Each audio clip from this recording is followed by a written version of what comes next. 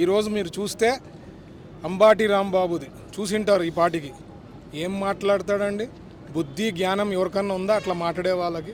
అసలు common sense ఉందా అనిపిస్తుంది నాకు. ఒక ముఖ్యమంత్రి స్థాయిలో వ్యక్తిని పెట్టుకొని ఇష్టానుసారం బూతులు మాట్లాడితే మనం అందరం ఊరికే ఉండాలనా?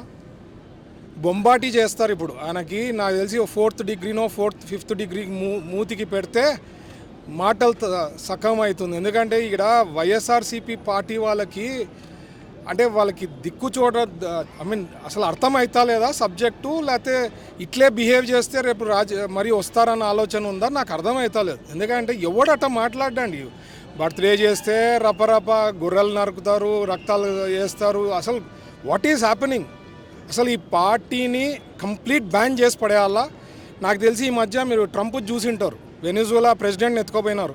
ట్రంప్కి నాకు లెటర్ రాయాలని ఉంది. ఇక్కడ మన ఆంధ్రప్రదేశ్లో జగన్మోహన్ రెడ్డిని ఇక్కడ ఎత్తుకోపోయి అక్కడ యుఎస్లో ఖచ్చితంగా ఆయనకి అక్కడ చేయాల, ఇక్కడ కాదు. అక్కడ శిక్ష చేస్తే అక్కడ 300, 400, 500 ఏళ్ళలో లేకపోతే అసలు ఇంకా ఇమీడియట్గా ఉరి తీస్తారేమో. ఆ రకంగా అంటే యూ కాంట్ ఎక్స్పెక్ట్ అండి. ఏమా బిహేవియర్ ఒక ముఖ్యమంత్రి స్థాయి. అసలు నేను ఆ మాట కూడా రిపీట్ చేయలేకపోతున్నా. అసలు అంత ఘోరమా? అంటే అసలు వైఎస్ఆర్సీపీలో పార్టీలో ఉండే నాయకులు ఆలోచన చేయాలా. మీ పార్టీ ఏ రకంగా ఆలోచన ఉంది, వాళ్ళ తీరు ఏమి అనేది ఆలోచన కూడా లేదా మీకు? అట్లాంటి నాయకుల దగ్గర మీరు పనిచేస్తున్నారంటే మీ విజ్ఞప్తికే వదిలేస్తున్నాయి. నిన్న కూడా తిరుమలది కూడా అసలు సిగ్గు శరం లేకుండా దాన్ని కవరప్ చేసుకుంటారు.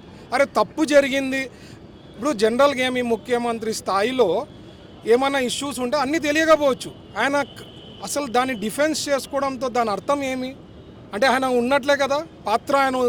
ఆయన గ్యారంటీ ఇన్వాల్వ్మెంట్ ఉంది కాబట్టి అంత డిఫెన్స్ చేస్తున్నారు. లేదు అంటే దేవుని దగ్గర పోయి తప్పయింది నన్ను క్షమించని చెప్పి అది చేస్తే క్రెడిబిలిటీ పెరుగుతుంది. అసలు అంత కూడా కామన్ సెన్స్ లేకుండా పనిచేస్తున్నారు వాళ్ళ పార్టీలో. కానీ ఆయన నాయకత్వము, ఆయన ఐడియాలజీ వెరీ హారిబుల్. ఈరోజు అంబాటి రాంబాబు గారికి మాత్రం ఖచ్చితంగా అంటే క్రిమినల్ కేసెస్ పెడతారు.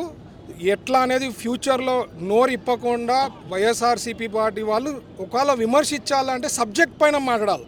అంతేగాని ఇష్టానుసారం మాట్లాడితే చాలా బాధాకరం.